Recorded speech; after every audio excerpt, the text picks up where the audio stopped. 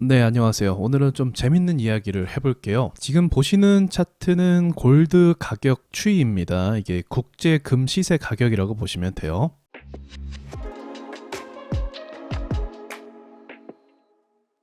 차트를 분석할 수 있다 보니까 금 가격이든 뭐 쌀 가격이든 구리 가격이든 다 분석할 수 있는 장점이 있는 것 같아요. 심지어 환율까지요. 자, 이 금의 가격 역사를 한번 보시면, 자, 우리가 금이라는 거는 보통 한국 사람들은 돌반지 이상으로 별로 생각은 안 하잖아요. 옛날에는 그래도 집에 금두껍이나 뭐 금 열쇠나 뭐 이런 거 있는 집이 많았는데 이제는 많이 없는 것 같아요. 투자 자산으로서는 안전 자산이라고 평가를 받습니다. 그러나 안전 자산이라고 해도 사람들이 난 안전 자산은 사겠어 하면서 금을 사지는 않죠. 은행 적금을 이제 들어가는 게 일반적이란 말이에요. 그런데 이론적으로는 가장 안전한 자산이 바로 금, 은 이것이다. 이렇게 이야기를 하죠. 먼저 이 영상을 먼저 이야기하는 이유가 금 사시라는 거예요.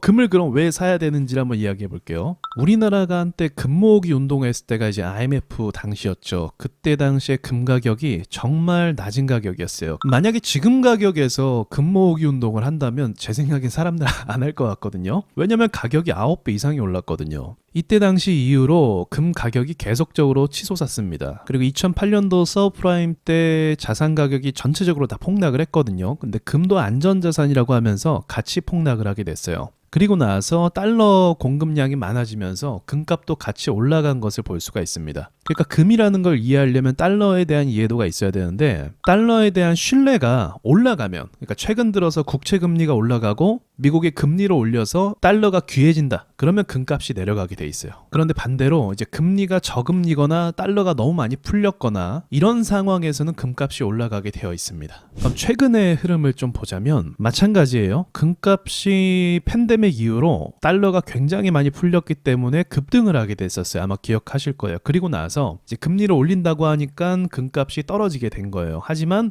주식이 떨어지는 거나 뭐 부동산이 떨어지는 것과는 다르게 과거의 가격 대비해서 높은 가격을 유지해 주면서 방어를 해준 것을 볼 수가 있어요. 그리고 금리가 이제 내릴 것이라는 그 예상과 더불어서 금값이 다시 사상 최대치로 오르고 있는 중이고요. 그러니까 어떻게 보면 선반영이라고 할 수도 있겠죠. 더불어서 현재 금을 매입하는 나라들이 있는데 그 나라가 한두 나라가 아니고 일본, 프랑스, 독일, 인도, 러시아, 중국 모든 나라가 사실 금을 매입하고 있습니다. 근데 이런 경제 대국 중에서 금을 매입하지 않는 나라가 있으니 그게 바로 한국이에요. 잠깐 우스갯소리로 얘기하면 우리나라 정부가 금을 엄청나게 매입했던 때가 있어요. 그때가 언제냐면 이때예요. 최고점에서 매입을 했습니다. 그리고 나서 10년 버틴 거예요. 지금 다른 선진 국가들은 다 금을 매입하고 있는데 우리나라만 지금 매입을 안 하고 있다는 거죠. 아마 고점 찍을 때 그때 또 사주지 않을까 그런 생각도 들기도 합니다. 자, 사람들이 알고는 있지만 정확하게 잘 모르는 사실이 있는데요. 그게 뭐냐면 71년도에 금 본위제를 폐지하게 됩니다. 이게 무슨 말이냐면 금을 보유한 비율만큼 달러를 발행할 수 있었던 거예요. 그런데 이것을 닉슨 대통령이 폐지하게 된다는 거죠. 예를 들어서 금이 1톤만 있어요. 그러면 1톤만큼의 달러를 찍을 수 있어요. 그 비율이 온스당 42달러 이렇게 찍을 수 있었습니다. 근데 이걸 폐지해버린 거예요. 그러니까 미국이란 나라 신용 자체만으로 금 보유량 상관없이 더 많은 달러를 찍을 수도 있게 된 거죠. 그러면 어떤 일이 일어나게 되느냐?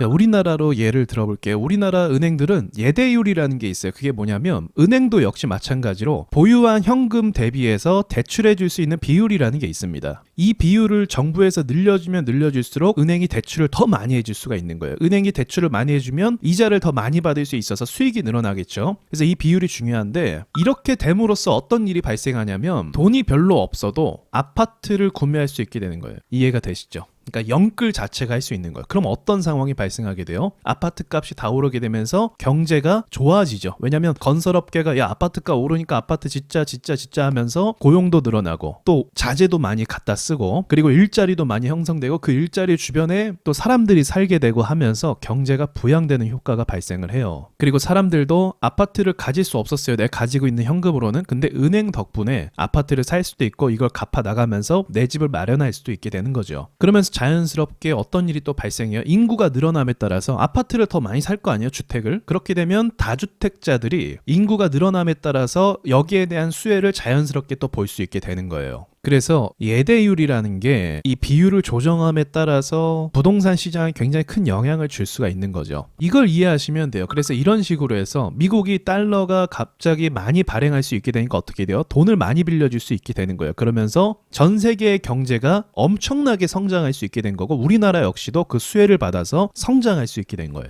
자, 그럼 본론으로 들어와서 다시 금 얘기를 해볼게요. 금의 보유 비율량을 무시하고 달러를 어마어마하게 발행을 해서 전 세계의 경제가 다 호황을 누리게 됐다는 거죠. 물론 모든 나라가 다 그런 건 아니지만 그러면 현재의 금 시세가 있을 거 아니에요? 그럼 현재의 금 시세 대비해서 달러는 얼마만큼 발행이 된 건가? 과거에는 1대1 비율이었는데 지금 몇 대 몇 비율이냐? 지금은 약 40대 1 비율입니다. 미국이 금 보유량이 8,000톤 정도가 돼요. 굉장히 많이 갖고 있는 거죠. 우리나라는요, 한국은 100톤 정도가 됩니다. 우리 아랫나라 일본은 800톤 정도 가지고 있어요. 독일이 그 다음에 미국 다음으로 많이 갖고 있는데 독일이 한 3,000톤 정도 가지고 있습니다. 차이가 어마어마하죠. 그러니까 미국이 가지고 있는 금 보유량이 진짜 엄청나다는 걸 의미해요. 근데 이 엄청난 세계에서 가장 많은 금을 갖고 있는 이 미국이 이 금 보유량 대비해서 달러가 얼마나 풀려졌다? 40배 이상이 풀려진 거죠. 그러니까 가늠이 될 정도가 아니죠. 엄청난 규모라고 할 수가 있는 거죠. 정말 잘 사는 나라들의 금을 다 모아도 달러가 풀려진 양을 쫓아갈 수가 없는 거죠. 그러면 이 달러가 유지되는 비결은 무엇이냐? 바로 미국이란 나라의 경제가 버티고 있을 때를 전제합니다. 그러니까 미국이란 나라의 신용인 거죠.